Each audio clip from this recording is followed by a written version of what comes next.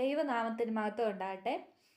ഇന്നത്തെ മെസ്സേജ് ഇതാണ്: പിതാവായ ദൈവത്തിന്റെ മുന്നറിവിനൊത്തവണ്ണം ആത്മാവിന്റെ വിശുദ്ധീകരണം പ്രാപിച്ച് അനുസരണം കാണിപ്പാനും യേശുവിന്റെ രക്തത്താൽ തളിക്കപ്പെടുവാനുമായി മൃതന്മാരായവർക്ക് എഴുതുന്നത്.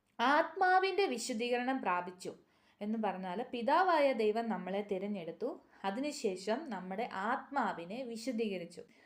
ദേഹം അറിയാം, നമ്മുടെ ശരീരം, ദേഹി, നമ്മുടെ മൈൻഡും, ആത്മാവെന്ന് പറയുന്നത് ആത്മാവ്, ആത്മാവ്. ആദാമും ഹവ്വയും പാപം ചെയ്തപ്പോൾ ഈ ആത്മാവാണ് പാപത്താൽ മരണപ്പെട്ടത്.